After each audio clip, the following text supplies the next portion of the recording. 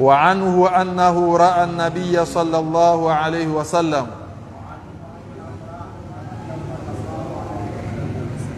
يأخذ لأذنيه ماء غير الماء الذي أخذه لرأسه أخرجه البيهقي وهو عند مسلم من هذا الوجه بلفظ ومسح برأسه بماء غير فضل يديه وهو المحفوظ. Abdullah bin Zaid huyu ni katika masahaba wa Mtume sallallahu alaihi wasallam ambaye imepokelewa maneno haya vile vile kutoka kwake, annahu ra'a an-nabiy sallallahu alaihi wasallam, kwamba yeye alimuona Mtume sallallahu alaihi wasallam ya'khudhu li'udhunaihi, akichukua kwa ajili ya masikio yake, ma'an, akichukua maji, ghaira al-ma'i alladhi, yasiokuwa yale maji ambayo akhadhahu lira'sihi, aliyoyachukua kwa ajili ya kupaka kichwa chake. Akhrajahu al-Baihaqi, hadithi hii ametoa Imamu Baihaqi, wa huwa inda Muslimin min hadha al-wajhi bilafdhin, nayo hadithi hii kwa Muslim kwa sura nyingine au kwa njia hii kwa lafdhi nyingine imekuja, wa masaha birasihi, akapaka kichwa chake, bima'in, kwa maji, ghairi fadli yadaihi, yasiyokuwa kubakia katika mikono yake. Wa huwa al-mahfudh, imehifadhiwa hadithi hii katika lafdhi hii ambayo ametoa al-Imam Baihaqi. Wa anhu, na kutoka kwake yeye Abdullah bin Zaidi imepokelewa, annahu ra'a an-nabiyya sallallahu alaihi wasallam, kwamba yeye alimuona Mtume sallallahu alaihi wasallam ya'khudhu li'udhunaihi ma'an, akichukua kwa ajili ya kupaka masikio yake maji, ghaira al-ma'i alladhi akhadhahu li ra'sihi, yasiokuwa maji yale ambayo aliyachukua kwa ajili ya kupaka kichwa chake. Akhrajahu al-Baihaqi wa huwa inda Muslim min hadha al-wajhi bilafdhin, wa Muslim katika njia hii imekuja kwa lafdhi nyingine inayosema wa masaha birasihi bima'in, na akapaka kichwa chake kwa maji ambayo ghairi fadli yadaihi, sio yale yaliyosalia kwenye mikono yake. Tulieleza katika hadithi zilizopita namna ya kupaka kichwa, namna Mtume sallallahu alaihi wasallam anavyotia udhu na kupaka kichwa. Tukasema alikuwa anaanza mbele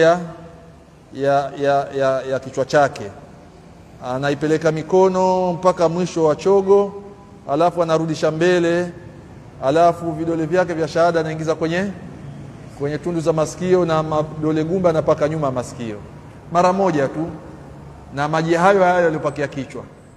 Lakini imekuja kwa njia nyingine kwamba Mtume sallallahu alaihi wasallam ilikuwa akipaka kichwa tu, alafu baadaye anachukua maji tena anapaka masikio. Tumeelewana Tuwasikie wanazuoni wanasemaje katika jambo hili, maana ile kule yaonekana inatofautiana hii, si ndivyo dhahiri? Akhraj al-Hakim min tariqi an ibn Wahb min hadithi Abdullah ibn Zaid fi sifati wudhu'i Rasulillah sallallahu alaihi wasallam.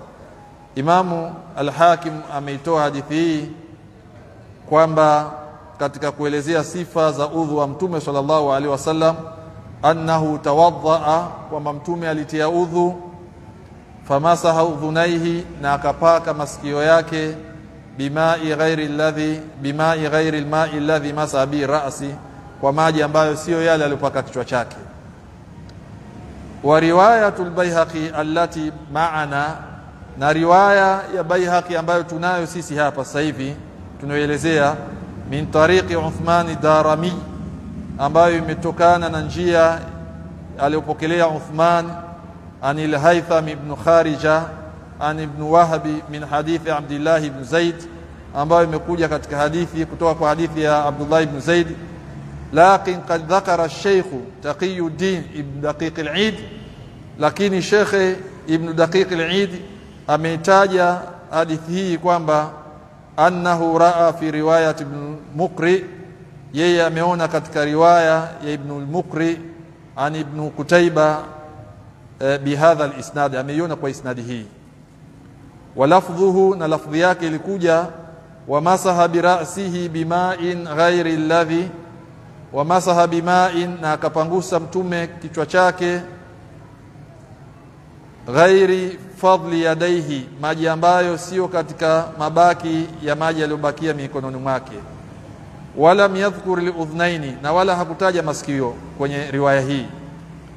Waqala al-musannif inna hadha huwa al-mahfudh, na hii riwaya hii au hadithi hii ndio ambayo imehifadhika. Waqala innahu walladhi fi sahih ibn Hibban an ibn Salm, wakadha rawahu Tirmidhi an Ali ibn Hashram an ibn Wahb. Waqala Ibn al-Qayyim fi al-Huda, na Ibn al-Qayyim yeye amesema katika kitabu chake kinachoitwa Huda, lam yathbutu anhu, haikuthibiti kutoka kwake, annahu akhadha lahuma ma'an jadida, haikuthibiti kutoka kwa mtume sallallahu alaihi wasallam kwamba yeye alichukua maji mapya akapaka masikio yake. Ibn Qayyim anasema katika riwaya zote hizo haikuthibiti kwamba mtume alipaka maji mapya kuchukua kwenye masikio yake, bali ni ile hadithi iliyopita ambayo inatuonyesha kwamba mtume sallallahu alaihi wasallam alikuwa akipaka kichwa na hapo hapo akimalizia masikio yake kwa maji ya hayo yaliyobeba kwenye mpaka kichwa. Wallahu a'lam. Tunafaidika nini na hadithi hii? Anna masaha al-udhnaini sunna, tunapata faida kwamba kupaka masikio kwenye udhu ni sunna, jambo la sunna.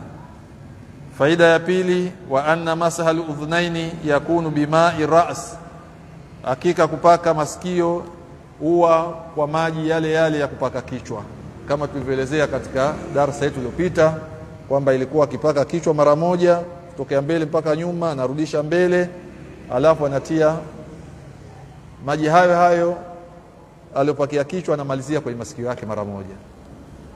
Hii ndiyo hadithi iliyokuwa sahihi katika mlango wa kupaka kichwa.